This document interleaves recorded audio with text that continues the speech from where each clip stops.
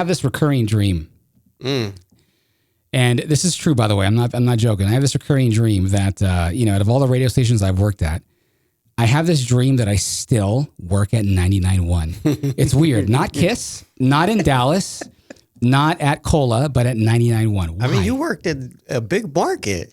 Los Angeles and Dallas. But see, the dream doesn't care. So why am I having a dream about 99.1? So I analyzed it and I thought, okay, let me look at this dream. And I've learned that when I was at 99.1, it felt the most safe for me. I felt the most stable. Yeah. And I felt like I was younger then. Yeah. My mentality was different. You had fun too. I had a lot of fun. It was just, I had real friends and there was something just homey and organic about 99.1.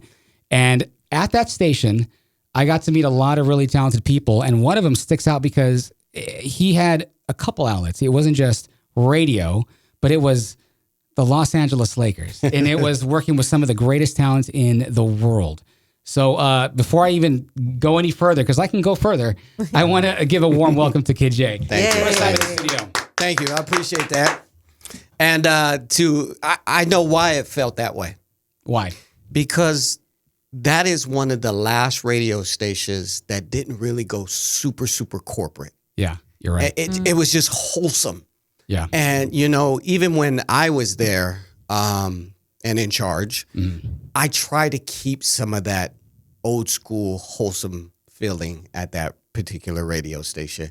And when the outsides were in my ears, you got to change. I was like, okay, I'm going to do it my way. I'm going to change it my way where I continue to keep that station as wholesome as humanly possible. Because you knew what it felt like. I did. And I watched the evolution throughout the years. And I knew even when I was a child, I grew up in Long Beach, I could still pick up 99.1, even when I lived out in Long Beach. So I watched, I listened. And then when I got the opportunity to go there, I saw with my own two eyes. And I just wanted to keep that tradition going as long as humanly possible. Right. And it was a special place to be. Yeah. Because I mean, you've done other radio stations before, and yes. and LA, and it's very different. A lot of what we've done is very corporate. San Diego, that's right. And God, I have a lot of questions about that. Yeah. And I was talking to Michelle too about how you came from here and you ended up here, and how that happened. And there's a lot of people that we know that we could talk about too. But first, Kid J, you said you grew up in Long Beach. Yep. So you're basically your whole life has been Southern California, or? Yeah, I haven't really gone anywhere. Yeah, I started, we can get into the weeds. I started with the Los Angeles Lakers at the age of 14, 15 years old. I started at 14. I literally turned 15 weeks later after I started. I was a ball boy. And back then, they could do it at a young age. Today they can't. You got to be at least 18 now because there's rules and regulations. But back then, at the Forum days, I was 14, 15 years old, walked into the organization, having the time of my life, just shagging basketballs, meeting all these athletes. And I took that job and I was able to do a few other things. I had some talent. I was a DJ, wannabe DJ back then. We all were. Freddie too. Yeah. And, I took that talent and there was a DJ on Power 106 named Frank Lozano. He used to do the night show at Power 106, and he used to have guest DJs. And I called up there one night and I said, hey, I would love to be a guest DJ on the show. And he says, well, we only take people who have interesting backgrounds or interesting careers. I was like, well, I'm a ball boy for the Lakers. He was like, when can you be here? 2 days later, I get a call from the promotion director. He says, I heard you're a pretty talented young man. Come up and talk to me. I got 15, 20 minutes. We'll talk. That 15, 20 minutes turned into an hour and a half. Him and I just hit it off. Literally 6 months later, I'm the promotions coordinator. 2 months after that, I'm part-time on air. Wow. On Power 106. Wow. That's like your first radio gig. That was my first radio gig. On Power 106. On Power 106. Goodness. Part-time on the weekends. And I was a board op. Like, they put me in as a board op. Right. And I was board opping for Yo-Yo. You remember, Yes, I remember the rapper Yo-Yo? Yep. So you started as a board op. I started as a board Yeah. op. Yeah. That's how I started. too. Promotions, then board opping. And then I was board opping for Yo-Yo on Sunday nights. And she calls me and says, I can't make it. So I called the program director, Rick Cummings at the time. And I say, hey, Rick, she's not coming in, but I'm ready to go on air. So you made the phone call, but Yo-Yo just kind of let you handle that, or? Well, I would have had to board op the full 3 hours Right. anyway. Yeah. So yeah. I was working no matter what. So the show was from like 10 p.m. to 1 o'clock in the morning Okay. on a Sunday night. Yep. It was super, super late. So Rick says, he pauses, like, I just had all the balls in the world. I didn't care back then. I was like, well, I'm ready to go on air. And there's just a long silence. He says, board up the first 2 hours, go on air live, midnight to 1 o'clock in the morning, and have the air check on my desk when I walk in Monday morning. No Wow. pressure. No. And when you're under pressure like that, you probably know this as well as I do. You kind of perform your best. Yep. And that's exactly what I did. And Rick slowly started adding me to the lineups on the See, weekends. you were talking about live, and there's a certain kind of adrenaline that I feel like I need where I perform my best. Yeah. And if it's tracked, or if it's like, I get comfortable too quickly, way too quickly. And that adrenaline, that live. And here's the other thing.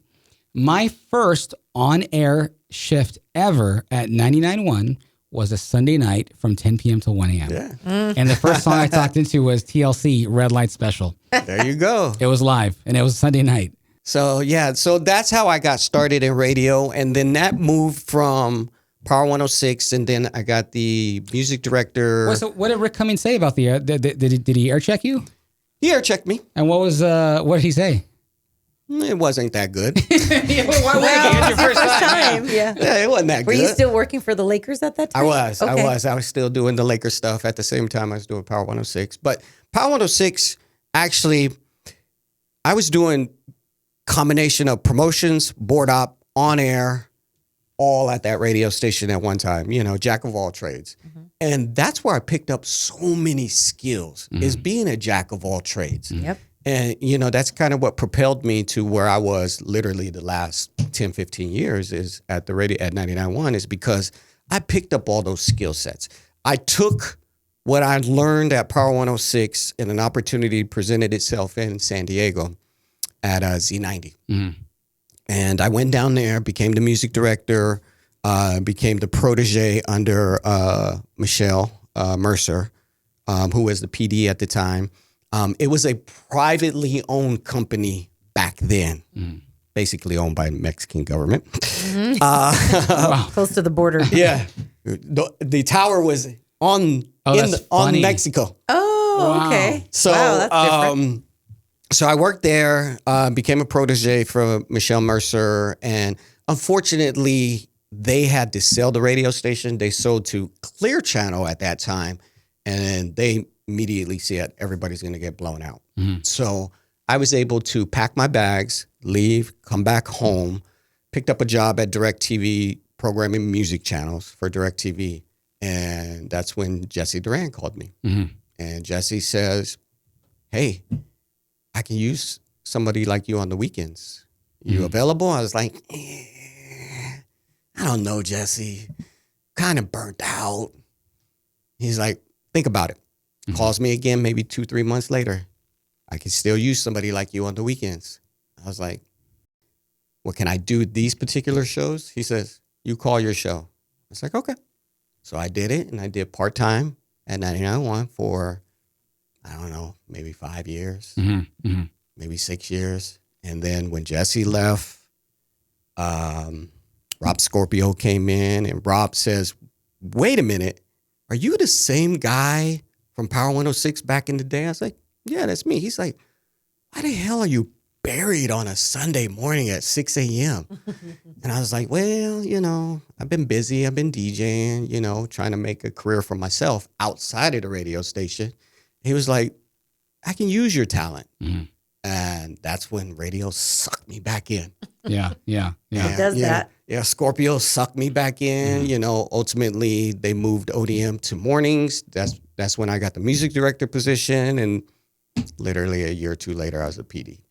Rob Scorpio was a really nice guy. He seemed like a really nice guy. He took me out to like a lunch. We had a lunch together and we got to get to know each other, and that was really cool. And I think I was doing full-time nights at the time, 7 to midnight. You were doing nights, right? You think so? Did you do afternoons? I did afternoons. Yeah, yes, that's what I thought. Yep, and then nights, and then I got pulled over to KIIS FM. But during that time, Rob Scorpio was the program director. Mm-hmm. But you went from being on air, his music director, and all of a sudden, boom, you became the program director. You became the boss of 99.1. Yeah. How did that happen so quickly? Timing. Rob is, he came from LA. Mm-hmm. He programmed the beat in LA. He did the box in Houston. Right. So he has major pedigree. Right. He's dealt with many, talents. Mm-hmm. Steve Harvey, which I hear is a very difficult talent to deal with. And Rob dealt with him.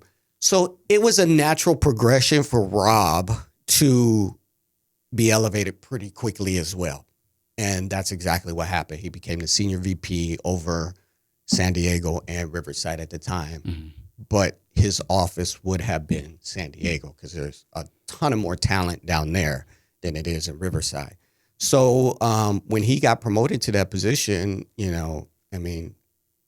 all the powers that be, put their faith in me. And overnight, I became the boss. What was that like? It's a combination of a couple things. I wasn't really scared, but I was more worried. Okay. I was coming behind Jesse Duran, who had that job forever, 20 plus years. Yeah. He had a legacy. Yeah. And prior to Jesse, there had only been like three or four program directors ever in the history of 99.1 at that time. Right. So, these people were in these positions for years on top of years, Jesse being the longest.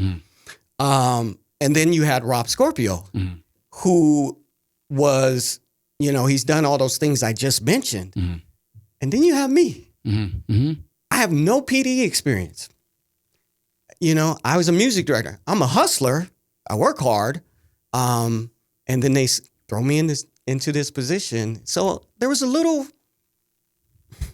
worried that I had to be like them, or live up to what they have accomplished for so many years. But I was also hungry and excited, and I was ready to go. How could you not be excited? I mean, it's not just another radio station. It's the legendary 99.1. It's a heritage radio station, and I knew that. And at that time, did you have a full staff? Was everybody still there? Yes. Okay. Back then, when I became the PD, we still had a full staff. We had sales assistants. I had an assistant. About a year later, slowly, they start taking things away. Okay. 2019, sales assistants start disappearing. Wow. And then 2020, the collapse of radio.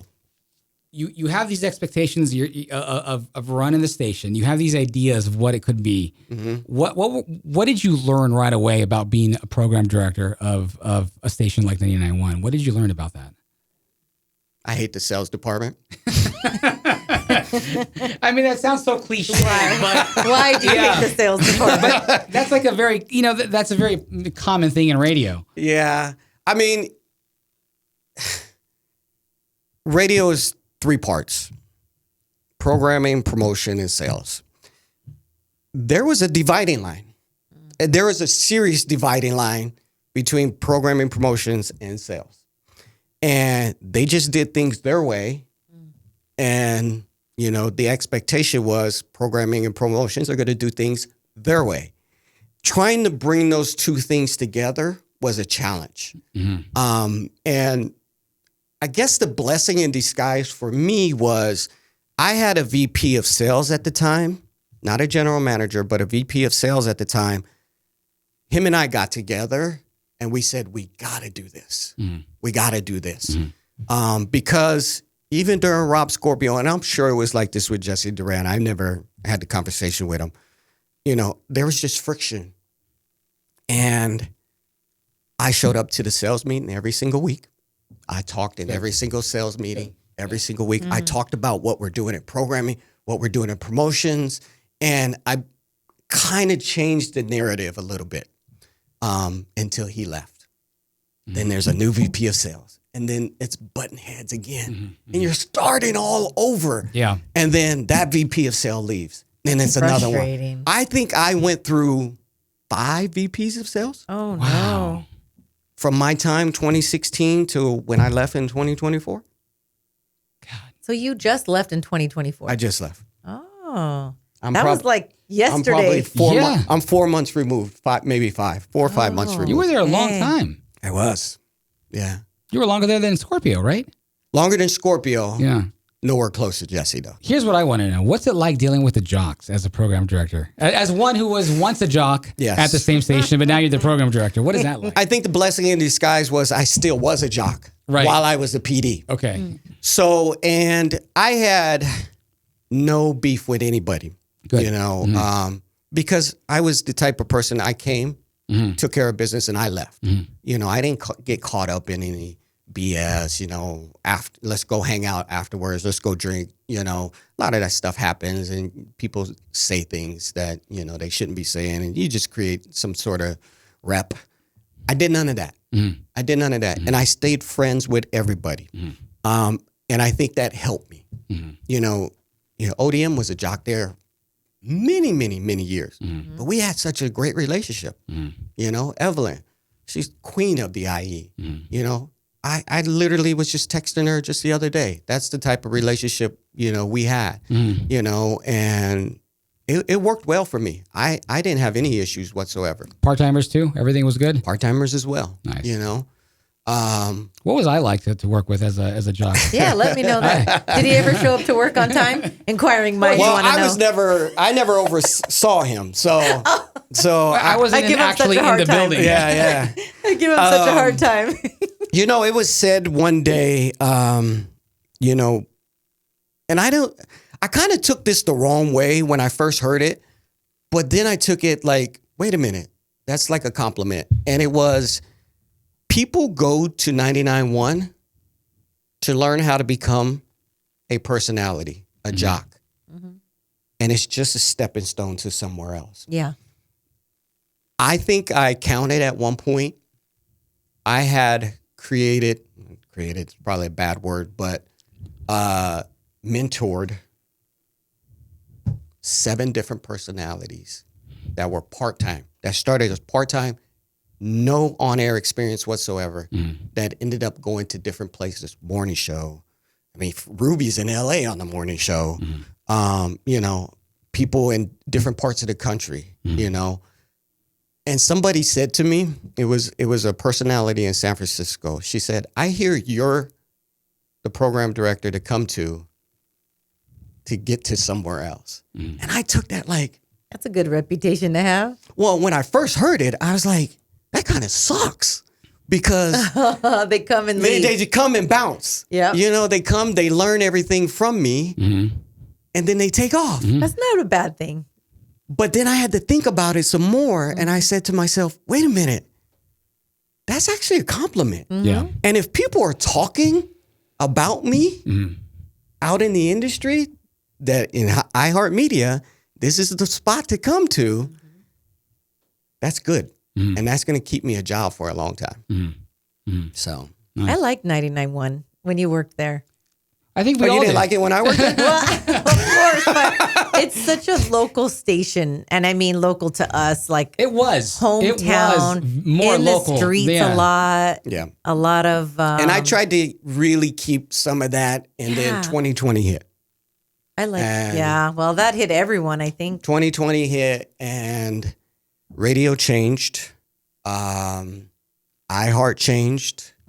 I had to reinvent myself as a PD, and I'm not gonna lie. It took me months to figure out and how this change was going to affect the radio station, my staff, and myself. You know, when the pandemic hit, when COVID hit, you know, everybody, you know, the personalities that I got to keep, they were working from home. I was the only person in the building day in, day out, every single day. And, you know, I'm more of an open door policy type, you know, PD. I always kept my door open. I never closed it, you know, so anybody can walk in unless I was on the phone. Anybody can walk in. And I had a lot of people prior to COVID walking in. You know, they wanted my input. They wanted my expertise. Remember I told you I wanted to create that synergy with the sales department? So I left my door open so salespeople could walk in. Hey, Jay, what do you think if we did this? Yes. You know, and I tried to make everybody happy. When COVID hit, nobody walked in my office. Yeah. There was nobody in the building. And for the first month, I was like, this is cool. Yeah. I can get some work done. Then it's lonely. Then it got lonely. And then I couldn't figure out how to do my job. Because there were so many drastic changes going on. And iHeart is a massive company. And everybody's trying to figure it out together. And being at 99.1, not in a major market, I'm the last to hear things. So I kind of felt like I was in my own little world. I had to figure it out myself. My staff members are craving for information from me, and I just really couldn't give them anything. And I felt like I was a failure. Because you couldn't communicate with them? I couldn't communicate. I couldn't figure out what was going on behind the scenes. I didn't know where radio was going at the time. And it took me months to figure it out. But I did. I figured it out, and I learned to work with the new changes iHeart was bringing down the pipeline. Right. There's an important thing about radio is locality and being local. Yeah. Did you feel at some point we're losing our local because syndication is coming in? How is this going to work out? And you know. So COVID hit, and I was privy to, you know, radio was, you know, kind of becoming centralized. Yeah. Because before it hit the personalities, it already had hit sales department. They removed sales assistants, and now salespeople had to go to a sales hub to get information or get decks or whatnots. A centralized hub. Then it started happening in production. This is all prior to 2020 hitting. This is more like 2019. So I already saw the writing on the wall. And when 2020 hit, you know, March of 2020, it just escalated everything. And one of the first things they told me was, your night show is going to be syndicated. And I was like, well, I don't want to do that. I just don't want to do that because we need to be local. We're surrounded by Los Angeles, and they beam into the Inland Empire loud and clear, including iHeart radio stations. San Diego's just right down the street as well. We're surrounded by two gigantic markets. I need to be as local as humanly possible. And I fought and I fought and I fought. And I won a couple battles and I lost a few battles. Those battles I lost, I embraced them. And, you know, I had a night show with Tino Cochino. And, you know, I just knew somebody like him was ultimately going to become a major player for iHeart. So instead of fighting off that battle, I embraced it, and I called Tino myself and said, hey, this is what I want you to do for me. And I had him create a bunch of local liners, make it sound like he's as close as humanly possible. He talked about the IE cities, yada, yada, yada. And what I did was I manipulated the system where all his local stuff hit, and they were all short, and then his break hit. Nobody else was doing it. And ratings came out, and, you know, the night show didn't take a dive like everybody thought it would because you don't have anybody local. Instead, 99.1 went up. And so all the powers to be are like, well, what the hell is Jay doing different over there? You know, and they reached out to me, and I told them, I said, hey, I picked up the phone, I called the freaking personality, and his exact words were, you're the first personality that has called me at iHeart, and I'm doing 12 radio stations. I will do anything you ask me to do. So what was like the straw on the camel's back for you that said, my gosh, like how, like you guys keep putting this on me. You're making it more difficult for me to do this. What was that straw on the camel's back that, you know, that really, you know, hurt your vision as a program director? I don't think really anything broke the camel's back. There's a shitload of straws thrown on there, but you know, it didn't break the back for me, at least, because like I said, I had one syndicated show and it was at nights. I took that show and they came to me and says, we want to put that on mornings, you know, because you're doing so well at night. Yeah. Might as well move it to the mornings and see what happens. Yeah. You know, because mornings weren't doing as well. I worked a deal with iHeart for 2 radio stations, which was a station in San Diego and station 99.1, where I told them, let's make Tino live. Okay. Now, he's located in Phoenix. So part of the year, they're 1 hour ahead. He was willing to come in and do the show live from Phoenix. It was just going to be an hour earlier.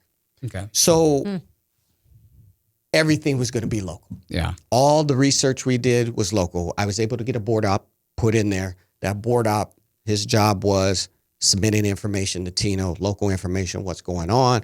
We talked about all kinds of local stuff. And then I was able to put a personality local at nights, you know? So at that point in time, I thought I hit the lottery because now I have Tino not located in the market, but doing a semi-live show. My middays are live. I was doing afternoons and my night DJ was live. We say live, but you know, voice track, you know, they're doing voice tracking, myself is included. And then the only time I really had people outside the markets was Sundays, because Saturdays I made all the full-time personalities do a Saturday show. So Sundays is when I had all the outside people from other markets voice tracking into 99.1. It was interesting because when I was doing middays, I got to do a fun bit with Lewis Love. Oh goodness. Called Freddie's. I forgot the name of it. Freddie's Lunch? Yes, it was Freddie's Free Lunch. Yeah. Oh, I remember that. Is that when he went to go in the cow suit? Yeah. I remember that so But it was well. so fun. How do I remember that and you don't? Yeah, I know. It was so fun. The IE remembers that. Yeah, they do. We all had the ability to have a little bit of fun, get that creative energy, kind of get your feel, what works for you, what doesn't. And I feel like now in radio and corporate radio and major markets, you don't really get to have that kind of freedom anymore. You kind of, you're in a box. And here's the other thing, Kid J. I hear a lot of talent on the radio and I'm not knocking them in different markets and, you know, but they all sound scared of their job. They sound scared to hit that edge. And I'm not saying Howard Stern edge. I mean, those days are dead and gone. Nobody wants that. But I'm saying, you know, be real. And, you know, real enough to the point to have your own opinion and be confident about having your own opinion. But everyone's I think those scared. days have gone bye-bye. Well, it's like cancel culture right now. That's why. You know, and I was blessed, you know, because my personalities was Evelyn. I think she's an absolute rock star. I had ODM. He technically is a rock star. You know, I had, you know, Nick Nack as well. I mean, I was surrounded by great personalities at that particular time who made my job easier as a program director because they got it. See, them and you and me, we're all hired from Jesse Duran, right? Yes. From the Duran era. Yes. And ODM and Evelyn were doing your morning show for how long? Oh, years, probably So 4 years. who is doing middays? I was doing middays for a while. We had an outside person doing middays. Got it. Gabby Diaz. Oh, that's right, Gabby. And then at some point was it Letty B? For a short time. Oh, okay. Yeah. Okay. Until I changed things around Got it. and then put Evelyn in that spot because she was off mornings. I see. Okay. So, yeah, I was blessed. And, you know, I was around who I consider rock star. Believe it or not, out of everybody I just mentioned, the worst personality was me. I was the worst personality out of every single person I just mentioned. Well, why do you say that? Because my job was rushed because I was doing so many other things. Yeah, I didn't get a chance to really hone in on being a personality. Right. Because I had to walk in there and knock out my show real quick. I just had to knock out my show. And I had to get back to being a program director. Right. I mean, I went live from time to time, especially during giveaways, especially when I had, guests in the studio. I remember you posting those giveaways every single day. You had like a little schedule of yes, I did. when you were giving away. So the worst personality was me. And I'm the one that's supposed to be air checking these other people and telling them what to do. But yet I had to follow my own rules. Yeah. So it was a little challenging for me to be a personality and be a PD at the same time.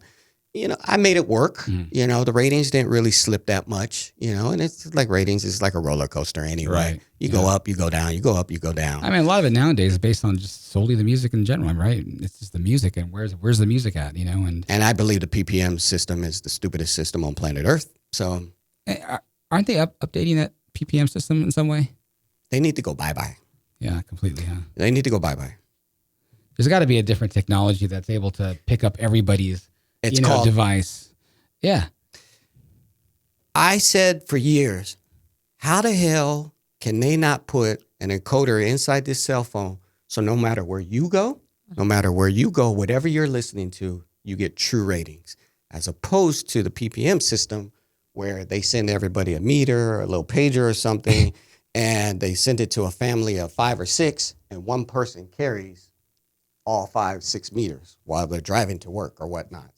It's a skewed. It's old school. It's a very skewed old school. It's system. like the 1990s technology, and it never made sense to me. It never made sense to me. But then again, the diaries never made sense to me. It was just so weird how you could put so much trust in people like that. It's funny you say that because when you look at Riverside, San Bernardino, it was PPM. Yeah. LA PPM, San Diego PPM. But the high desert was still a diary. It was a separate market.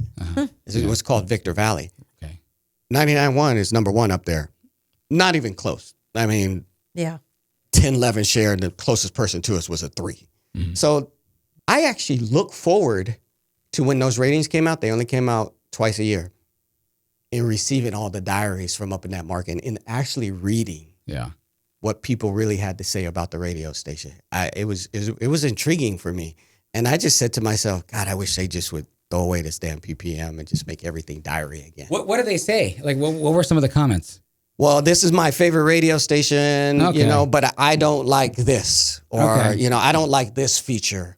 Or I like the guy in the afternoon, but I don't like the guy at night. I always wanted to be a coach of talent. And I always thought I could be really good at it, like air checking. I love air checking, and I thought, wow, how great of a gig would it be to air check? But now in today's radio, it's like, well, I mean, how far can you really go with that? And it's tough, man. It's tough. It's just not the same. So as a PD, it was hard to air check. I was so busy, number 1. Number 2, the air check that we were used to when we first started, it doesn't work that way anymore. Tell me why, like how? In iHeart, we have an actual digital platform that has all these questions. And when we air check, it's based off of 1 hour on a personality. And did they do this? Did they do this? Did they do this? And it was like a questionnaire type thing. And then when you finish the questionnaire, it almost kind of spit out. It's like AI type stuff, iHeart was well ahead of the game.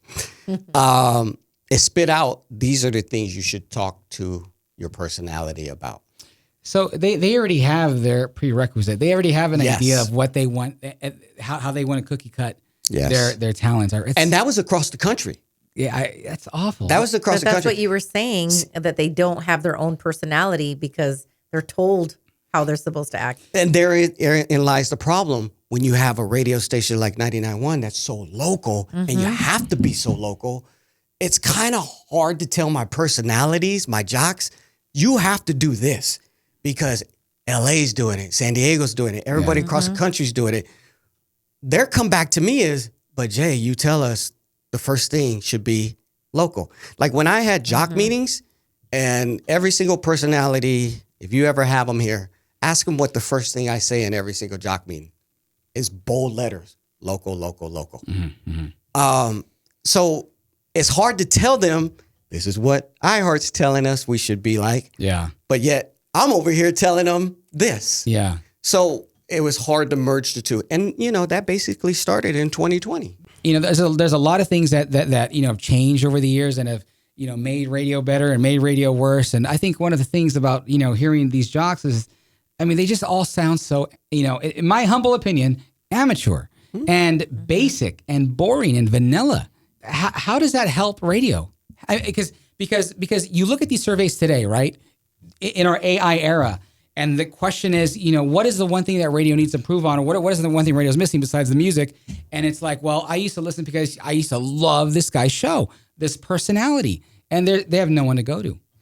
It's iHeart spends a lot of time, doing a lot of research, and we got tools. We got tools on what was happening in the world, what was on people's minds. And, we try to use those tools as much as humanly possible. I have to give iHeart credit. It's not like what they were trying to send down to these personalities, through the PDs or whatnots, was not hard to do. They were very simplistic things to do. It's just, how can you do this and this in 1 hour? When you only have 4 breaks, maybe a fifth break, and then you're on a CHR radio station, those breaks have to be short. They're not like the Howard Stern's breaks. They're not morning show breaks where you could talk 2 minutes, 120 seconds. You're talking 15 seconds. How good can you be in 5 seconds? That's what I tell the jocks all the time. How could you be a rock star in 5 seconds? So when you bring all the research that iHeart's bringing to you, and you're trying to keep it as local as humanly possible in a short amount of time, that's very difficult to do. I remember the transition of me going from 99.1 to KIIS FM. I can only imagine. Can I share a time when John Ivey, my first air check meeting, KJ, at KIIS. I went from, doing, the 99.1 style. Yeah. And I brought that to KIIS. And this is my first air check meeting. Sitting in his office, hey, how's it going? Great, and he gets my 2-minute air check, and he plays it. And it's like the first couple breaks are okay. Third break is going into spots. And that third break going into spots, I talk for about 1 minute and 20 seconds. Okay. He must have blew So he's doing that. He goes, hold on. We're gonna listen to that back. Rewind. Play it back from the beginning. He goes, holy shit, Freddie, you're still fucking talking. He goes, holy shit, I'm going to get my shotgun. I'm going to saw it off. I'm going to shoot myself in the head. I'm going to die and go to heaven, come back to life, and you're still fucking talking. It's not surprising. And at first, I was in shock. Like, what a blow to the ego. I remember walking out of the air check meeting with watery eyes, like a child. And Lisa Marie, she goes, oh, he got you too, huh? He goes, don't worry, he gets everybody. It was like here's how we break you and make you into the new team, basically. But I'll always remember that air check. And I thought, God, if I ever did that to a kid, I would never, ever. I mean, granted, a lot of these kids probably wouldn't be able to take it anyway, but it was wild. It was, and I guarantee you this, KJ, I never had a talk break that was 1 minute, 20 seconds ever again. Well, if it's any consolation, he softened up a little bit. So okay, well, I guess he has to. In today's climate. You mentioned your transition to KIIS. I never really had a conversation with you on your transition and how it all went, but I did have a conversation with ODM because remember he was doing KIIS. Yeah, he was doing nights, weekend nights, and the party thing, and he told me about the transition over. How did it go for him? Him being a talent, it wasn't that hard, but it was kind of more of the same lines you just said. You gotta pipe it down. You gotta get in and out of breaks. Let the music do its thing. You have to learn your box. You're in a new box, and you have to learn where the walls are. Yeah. But it's cool. I mean, the money's fantastic. Yeah. The money's fantastic. The freedom is not. But you have to walk on eggshells. Yes, but the exposure and the power and the money you get, it's a give and take, like, what do you want? What do you want? I mean, I've had opportunities to leave, but I just didn't want to leave. Yeah. I would have to move to a different city, a different state, and iHeart presented that to me a couple times, during my tenure, but I was comfortable where I was. I won't use the word too comfortable, but I loved kind of just flying underneath the radar. Yeah. And I felt 99.1 was almost flying underneath the radar compared to LA and San Diego being right there, overseeing us, watching us, and the whole 9 yards. As long as the ratings were good and the station continued to make money, I felt like I just flew underneath the radar. And I was totally happy with it. How much power did you have over the music, in your span of being a PD? All of it. Oh, great. Oh, you did? Mm-hmm. Oh, good. That's good. Because a lot of programs I had a brand manager. Okay. And, I met and they have a little bit of input in. They do. Okay, They do. Okay. 100%. A brand manager would come in and say, hey, Jay, why did you make this move? And I would say, well, I made this move because of this. Oh, okay. Mm-hmm. Or what if you did it this way? Okay. Or do it this way for 1 week. He would give his input, his suggestions. Yeah. But it was me coming to the table saying, I'm going to do this, and this. And I moved things around. And, I brought in new music. All the new music was all me. Mm-hmm. Stuff that I thought was burnt out, I tried to get rid of. And he says, well, hold on.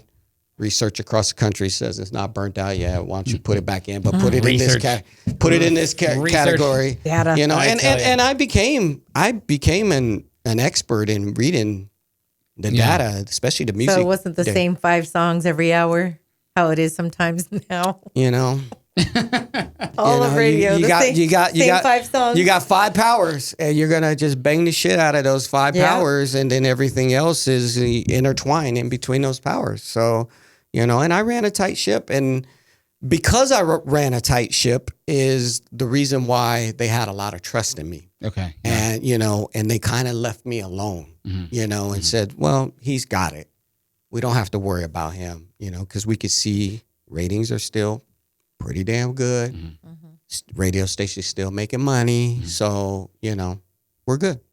I think I want to move on from the whole radio thing because there's so much more to talk about. I want to touch base with you. But did you see that wave coming? Because there was a lot of great program directors in the country that got let go. And I never understood why, because some of them are truly legendary. They've been there for forever. I knew it was coming. Mm-hmm. I knew it was coming. I didn't know when my day was going to come, but I knew it was coming. Mm-hmm. But I prepared myself. Mm-hmm. She put some insights into my head that I said, okay, I need to start looking out for myself. I need to start preparing for this exit. Mm-hmm. And I started doing things at that time, which is very difficult to do because it's still a freaking pandemic going on in 21. But I had to figure out some more things. Mm-hmm. I had finally figured out my damn job. Yeah. When the pandemic hit, and that took me months to figure it out.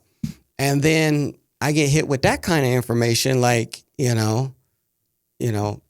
may not have a contract in 3 years, mm-hmm. From now, or 2 years from now, So I started preparing for it. And I think the moves I made, were some pretty okay moves. Mm. And, I'm doing okay. You're probably the only person that I've heard say that you prepared for it. I did. Everyone else I've heard was like, I didn't see it coming. I got blindsided. Yeah. I got taken in the office and just been like, get out before security escorts you out kind of thing. Yeah. You're the only one who said you kind of maybe knew or had a feeling and kind of prepared for it. Well, here's another thing I will add to that is, unfortunately, I had to be one of those guys that had to tell people that. That's awful. And that was the hardest part of my job. Friends of mine. Colleagues of mine that I had to walk in and say, I'm sorry. Mm-hmm. I have to walk you out of the building. Mm. And so I was a part of that side of things. Because I was a part of that side of things, I knew when it was going to come to me, I was not going to be hurt. I was not going to be shocked. And I just needed to do everything I needed to do to be prepared for when that was going to happen. Mm-hmm. And that's what happened with me. You hopped from that happening to you, right into a brand new studio, and so quickly. Again, everything's so fast with you, KJ. And I guess that's the one difference between you and I is I take this studio took a long time to build. My transitions take a while for some reason. But you hopped in this new one with Byron Scott. Yeah. Freaking Byron Scott. Legend. And I'm assuming that you guys were friends. You knew each other before then. We did, because I worked at the Lakers. So that went back years and years ago. Okay. Before we get to the podcast, you got a ring, right? From the championships? I have 5. Yeah, you see? Yeah, 5 rings. 4. 4 rings. That's awesome. 4 Best rings. team ever. And you got to work with the Lakers during Kobe season. I did. Pretty much the whole era of Kobe. Well, her son... The Kobe baby. We call him the Kobe baby because tell KJ the story. I was obsessed with Kobe forever. And unfortunately, my niece was in the hospital when she was 8 years old. She's in her 30s now. And her appendix had ruptured. And she drove all the way to LA Children's Hospital. And, when you live far from there, Ronald McDonald House will put you up and basically pay for your family to live there and give you the resources and all that. Well, Kobe was doing a ribbon cutting, like a groundbreaking ceremony there. Mm-hmm. And my son was about, I want to say, he had to have been about 11 months old. Yeah. And I had him in a Laker onesie. I remember when we met Kobe, he was just a doll. He was so nice, so personable. And as soon as he met him, he's like, he put his hands out. He's like, "Can I hold him?" And I'm like, this is me all starstruck. I couldn't breathe. I was like, yes, you can hold your son, Kobe. Yes, you can. It was so funny because everybody was looking at me like, oh, I know Michelle's dying inside right now. And they couldn't even believe I could get words out. So he was just walking around with him. And then one of the ladies that was filming and they were doing interviews with the families, she was saying, "Oh, look at the Kobe baby. He's so cute." And he was telling me Natalia was exactly the same age as my son, just a couple months younger. So he's like, "I just had a baby too, and I'm so excited. It's my first baby." Fast forward, I lied to my son when he was younger and told him Kobe was his real dad for a long time. And he was convinced. He would see the games and say, "My daddy's on TV. My daddy's on TV. There he is." Yeah. So now we always call him the Kobe baby. He's 22 now. When he was on the show, we titled the show "The Kobe Baby." Yeah. Oh, yeah. Yep. So as you could tell, when he passed away, we were devastated. Yeah. Devastated beyond belief. I'm sure you were. Yeah. Oh. What made Phil Jackson so legendary of a coach? What was it? Was it his? He was great. What was it? I mean, I know he was great, but like his mind. Yeah, that's what it was, huh? It was mine. He took chances, I think. Yeah, it was his mind. He had the greatest basketball mind that I've ever seen. He was unorthodox as a coach. He did things different than the other coaches I saw before and after him. But the mind, and a lot of people forget this. He had such great assistant coaches as well, because those were the same exact assistant coaches he had in Chicago with him. He brought all 3-4 of them with him into the LA organization. So now you got to think about it. When you're with somebody so many years, every single day, you know everybody's traits, you know everybody's personalities, and you can win from that. And that's exactly what happened with Phil. How was he able to deal with the personalities and egos of some of the biggest players, like, Shaq and Kobe and everybody else? Yeah. I think he commanded respect because of what he accomplished. Okay. And, athletes, at the end of the day, they want to win. Money's probably number one, but number two is winning. And every once in a while, you'll get an athlete that puts winning ahead of the money. And those are the people you really want. But when you have somebody as established as Phil was, and you also got to keep in mind, Phil coached the greatest basketball player ever, Michael Jordan. And other athletes see that, and they were able to win 6 championships. Well, I want a piece of that. And when you have a coach that led all of that, these other athletes will listen to what he has to say. And that's truly what happened. Why is it that some of the greatest players in the NBA don't make good coaches, but the most mediocre, coaches end up being some of the best coaches ever? Is that because like Popovich and is that because they were there, but they were, instead of focusing on just themselves the whole career, they've learned how to. What is it? Well, there are a couple former NBA players that have become great coaches. Steve Kerr comes to the top of my mind. He played in Chicago with Jordan. He's in Golden State and has won 4 rings. I think here's my personal thought about that is an organization, an owner of an NBA team, NFL team, same thing. It could be say for hockey, baseball as well. The mentality is if a player played X amount of years, they have to have this knowledge of this game or they wouldn't have been able to play. So when their body gives up on them and they have to step away from the physicality of the game, maybe we can utilize their minds and teach up and comers about the game. It works well for some, but most it does not. Because I just don't think they have the experience. And I think a lot of these former players that turn into coaches, they don't go through the ropes on being an assistant for years and years and years. Not only being an assistant for years, but being an assistant under multiple head coaches, multiple successful head coaches. So you're picking up things from this coach, and you're picking up things from this coach, and you're picking up things from this coach. It's no different from you being a personality. You're going to pick up something from John Ivey. You picked up something from Rob Scorpio as a boss. You pick up something from Kid J. You pick up something from all these different bosses, and it molds you into a great personality. Well, that's the same thing at an athletic level, And I just think former players are thrust into the head position.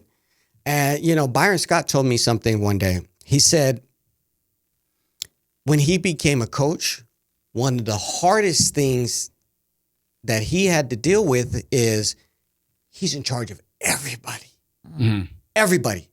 He's in charge of the assistants. He's in charge of 15 players. He's in charge of the training staff. He's in charge of the ball boys. He's in charge of everything. Yeah, you don't really think about that. Bingo. Outside world don't see that stuff. They think there's just a head coach and there's 12 players. 5 start, 7 sitting on the bench. That's not the case. It's kind of like a film director too, though, because film directors have to deal with the actors. Yep. They got to deal with, the cinematographers, the editors, but they also have to deal with the extras. Yeah. Yep. Make sure that they're set and they're taken care of. And it's a lot. And I feel like you got to be really smart, I think, really, really naturally smart to be able to be a coach or a director. For me, I was blessed, and we'll go back to, I know you want to talk about the podcast and my transition. I actually was working on the podcast prior to me leaving 99.1. I've always known I was going to do a podcast, because I saw things changing.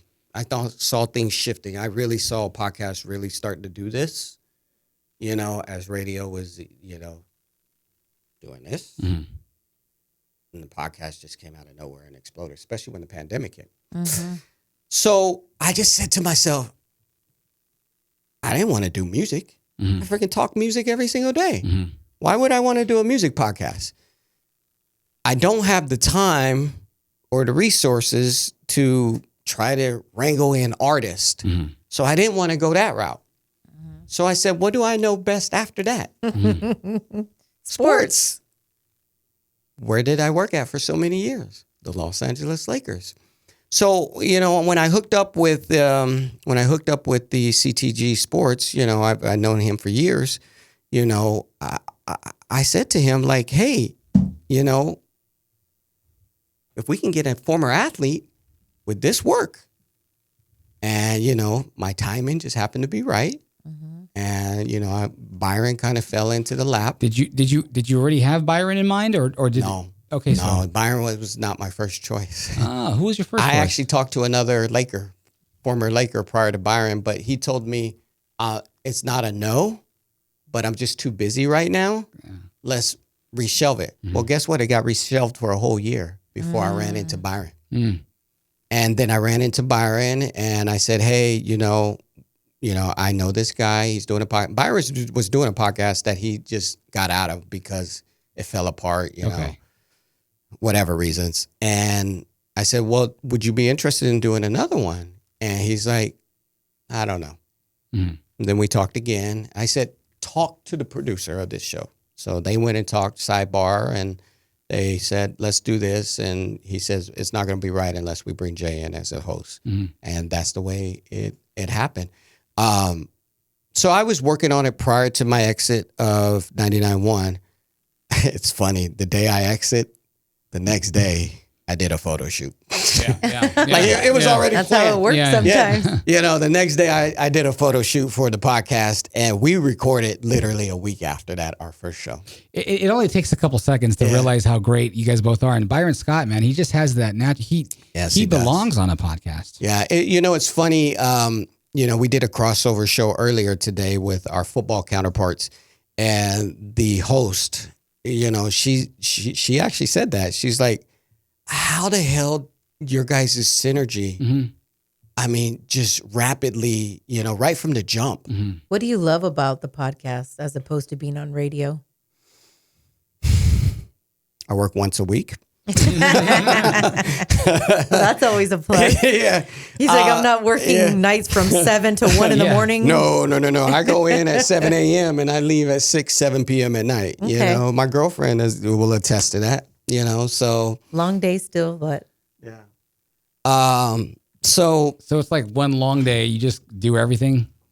And they're not really long days. I spend more time on the road trying to get to LA to our studio than I do actually recording a podcast. Yeah. So we have been so freaking blessed that all our guests have been absolutely amazing, funny. Mm-hmm. We're laughing our asses off. Mm-hmm. I think there was only one podcast that I was just like, this one didn't work out as well as I thought it would have. But literally today, you know, we had Sean Stockman from Boys to Men. That's awesome. As our guest today. It's funny. I tell her all the time. I'm like, I think it's our best podcast ever. But she says I say that every single week. Well, the more you do, the better you feel. It's great to feel that way though about your own show. We should. Yeah. You know, and that'll probably come out in a couple weeks. And you know, I get giddy to see them because, you know, I don't have to do the production behind the scenes. Mm-hmm. You know, I'm just a personality. I do show prep. Yeah. But, you know, I'm a personality on the show, you know, and an interviewer on the show. And, you know, I kind of direct the show and make sure, you know, we stay in what we're in our lanes and what we're supposed to do. But when I see the end product, I'm like, oh, that shit is nice. Mm-hmm. You know what goes a long way for me are good quality cameras. That alone, the first thing I notice is that this looks professional. Yeah. This looks legit. It doesn't look like, you know, we'll set up in, you know, somebody's backyard, you know, with you know, a couple iPhones. You know, not like we're doing that right now. With a few iPhones. You know. Hey, you don't have a couple. I see professional cameras back here. Yeah. We have a little bit of everything. We have a variety of things. From every angle. But no, it looks really good. Yeah. And I can't wait to link your show with ours and show a little preview of it. And, you were unstoppable in that series, by the way. You know, listen, people don't know this. Pat Riley came to me and he says, he called me and he said, I want to sit down and talk to you. I said, okay. So I met him early before the season, and he sent all of us these letters that we had to be in top shape. Mm-hmm. Body fat had to be a certain percentage. I mean, Byron, remember? Heck yeah. And so after he got done discussing all that, he says, Buck, I need you to score more. Mm-hmm. I said, did you ask Kareem? That's the first thing I said. It looks phenomenal. It really does. And just the looks, the aesthetics of it, it goes a long way. What's the name of the podcast again? Fast Break. Fast Break. Yeah, Byron Scott Fast Break. Because if you type in Fast Break by itself, it'll pull up. Few, yeah. Who are you hoping to get, like, that you haven't booked yet on the show? Ooh, that's a great question. I would love to get Kareem, but I don't think that's going to happen. I hear Kareem is a reader, and I'm a reader. Yeah, and I love to read. That mind. Yeah. Yeah. I love talking to people who have this. Sean Stockman today had this. Yeah. And it just, for me, I get geeked out by people with intelligence. I don't know what it is, but when somebody's a lot smarter than me, it just. I know. I love it. For me, it's just like, okay, what am I going to learn today? Well, You know what they say? If you're the smartest person in the room, you're in the wrong room. Yeah. Bingo. Does anybody care about like the Spud Webbs of the world anymore? I mean, I feel like their story is great, though. I mean, it's like they're so unique. You know what I found is everybody has a story. Yeah. Everybody. It's our job, my job, Byron's job, us together is bringing out those stories. There's a lot of sports podcasts out there. Yeah. There's a lot of professional athletes that are coming out. They're not becoming coaches. They're becoming podcasters. Yeah. They're able to bring in the same athletes we bring in. I'll give you a prime example. Ron Artest, Meta World Peace, whatever you want to call him nowadays. Meta World Peace Sandifer, I think he's changed his name to. He was on literally 3 or 4 podcasts before we got him. Okay. And I took a glance at 3 or 4 podcasts. I didn't go through the whole thing, but I got the pretty gist of, okay, they asked the same question and he gives the same answer. So how could we be different? Yeah. So, the malice in the palace, that's what Ron Artest is known for, the big giant fight that got him suspended for a whole year, running up into the stands. Throwing chairs. Yeah, exactly. socking a fan, whatnots. Everybody's heard that story 100 times. So I said, how could we be different? You know what I did? I said, tell me about your interaction with that fan today. Do you know that fan? Nobody asked that question. No. And we got a story out of it. Yeah. I actually reached out to him the following year after I got suspended because I needed to take care of. She's all wobbling? You falling asleep? You falling asleep, babe? No. Yeah. The light was gonna push. She's like, oh.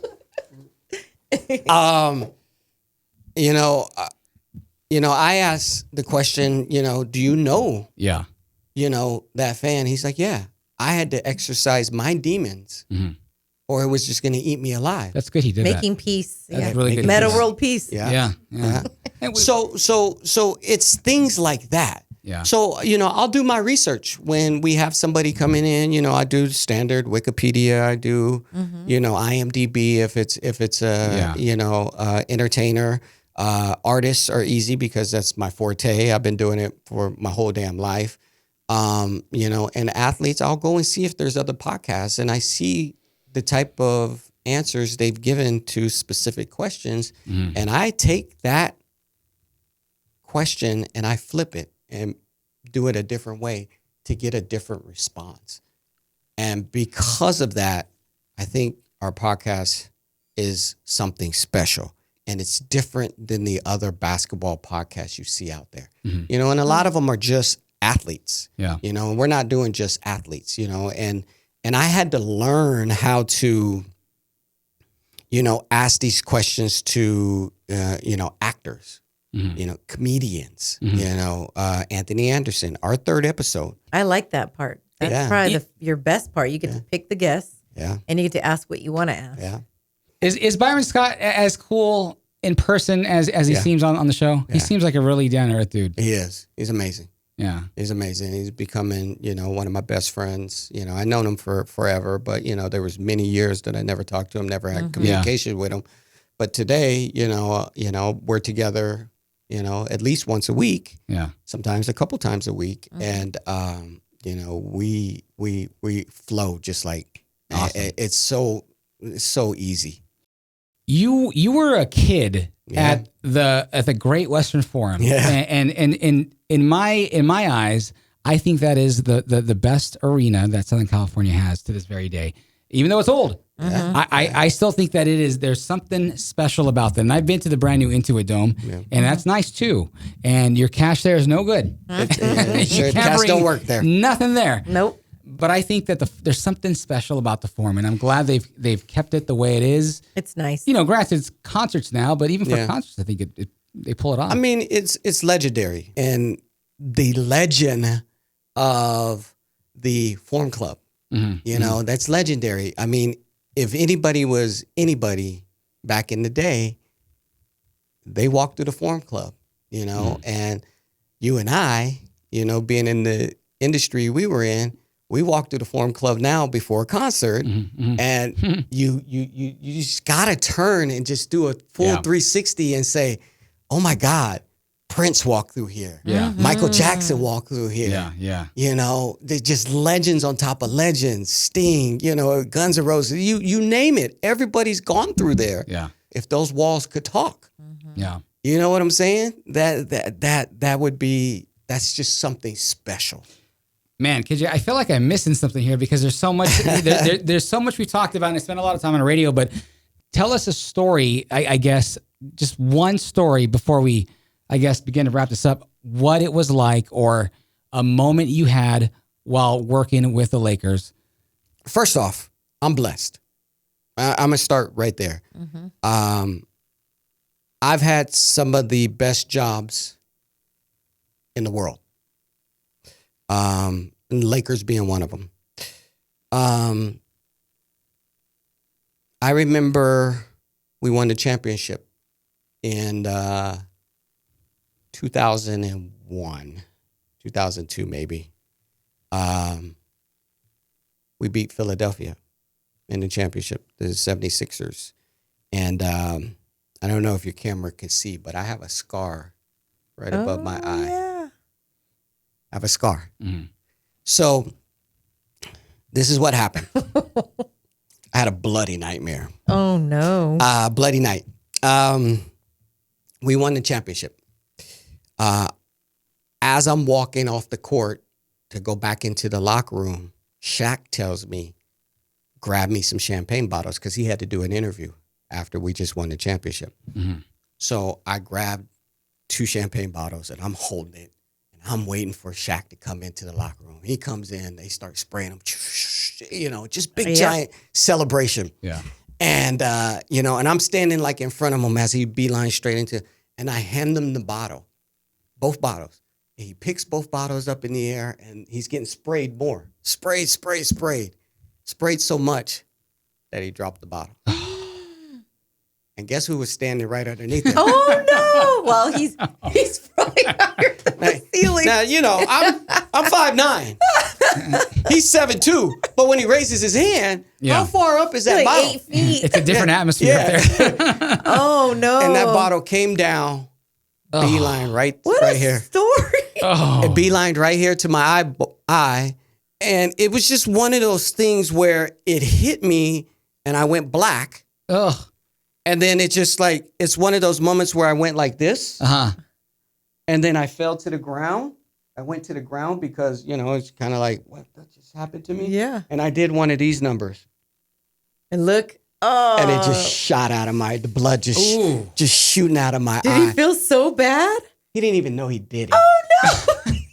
So I put my hand back on my eyeball like this, oh my God. And I don't know what happened. Now you got to keep in mind, if I'm on the ground and everybody is celebrating around me, nobody sees me. Yeah. No. Nobody sees me bleeding profusely down on the ground like this. Somebody saw it and grabbed my shirt and pulled me out of the So you didn't get trampled or something, out of the melee that was going on. And I'm like this, and they're pulling me to the side, and they pull me inside the training room at the time. And Gary Vidi's the trainer, and he's like, "What the fuck just happened to you?" Yeah. And I partied too hard. And he's like, "You're ruining my damn night and my celebration." And then I'm laid out on this table, and I'm supposed to be celebrating with the team, and I'm freaking bleeding profusely. Oh my They couldn't gosh. stop the bleeding because I guess when you get cut up here, it's one of those things that's hard to stop the bleeding. Yeah. They couldn't stop the bleeding. We're in Philadelphia locker room. We don't have all our products. Oh, yeah. So Gary is forced to, put pressure until they get a doctor from Philadelphia to come on over, look at my eye. They finally look at it. They're like, well, we have two options. Yeah. Option one, we don't have stitches here. We would have to take them to the hospital to get stitches. Or option two, we have this new glue stuff. Well, back in 2001, glue is popular now. They fixed it now. They use it a lot, yeah. They use it a lot now. But back then, they didn't use it a lot. So we have this glue stuff. We could try to glue it. Well, nobody wanted to go to fucking hospital with me after we just won a championship. Right. You're on your own. Yeah. So Put 'em in the Gary's like, yeah, use that glue shit. And it went from bad to worse because he's never used it before. Ugh. And they put too much glue in it, ran down my eye. His eye was glued shut. Exactly. My eye was glued shut. Oh. And they had to call another doctor over. And then they had to cut my eyelashes. That's like a bad dream. It's like you're in a celebration where Shaq raises the champagne bottle and everybody's partying, having a good time. I see confetti and camera people everywhere. And there's Kid J at the bottom, and nobody's noticing like, the poor guy with blood spurting out of his. That's got to be. And I had a black eye. Yeah. That bottle is heavy. It turned completely black and blue. I had a knot right there. Did Shaq find out later? He did. He walked in. He walked in while both of my eyes were closed because there was a doctor. And he said, "What happened to him?" And I just pointed. You did it. And he's like, "I did that." I was like, "Yeah, you dropped the bottle on me." He's like, "My bad, my bad." To make matters worse, add insult to injury. That night, I obviously had a splitting headache, so to say. The next day, we were on a flight. I was on the flight with, I wasn't on the team flight. Mm-hmm. I was on the flight with all the media and all the families. Okay. I just happened to be sitting right next to Plaschke. Have you heard that name? Mm-hmm. He is the head writer for the LA Times. Okay. Oh, yeah. Mm-hmm. And I happened to be sitting next to him, and he was just in my ear. What happened to you? Yeah. Who did that to you? And I'm like, just don't fucking talk to me for the next 5 hours. Please. God. So there's a story for you. Wow. That's a great story. That is a great story. My goodness, man. I mean, it wasn't a great story for you, but I mean, it makes for something funny now. That right there. And actually, Shaq talks about it in his book. Oh, does he? Does he? Yeah, he doesn't mention my name. Yeah. But he talks about it in his book, one of his books. Interesting. He goes, "This is what happens when I was celebrating." Yeah. Wow. I guess there's so much to talk about, but I guess that's it. I mean, man, I don't know if I have any more questions except, God, we were in the trenches together for quite a while. Yeah. And we saw the blood and guts, and some of the glory. I had a great ride. I don't take anything away from, my time in radio at 99.1, the Lakers, it's just a new chapter today. It's just a new chapter, and my chapter is, I continue to DJ. I DJ a lot, because I love it. I love to see people have a good time, people smiling, people dancing. That fulfills me. Yeah. So I'll never get away from that. I'll be doing it in one way or another throughout my life. But this new chapter is the podcast chapter, and I just closed some other doors, But don't get me wrong. That back there, those other doors, was the best time of my life. Yeah. Yeah. Would you go back? Not now. I guess if the right scenario presented itself, the answer maybe I would consider it. Okay. The instant answer is no. But, you know, you can never really, really, really close those doors because I did it for so many years. You know, when I walked into that radio station at Power 106, you know, at 17, 18 years old, you know, that's been in my DNA pretty much my whole life.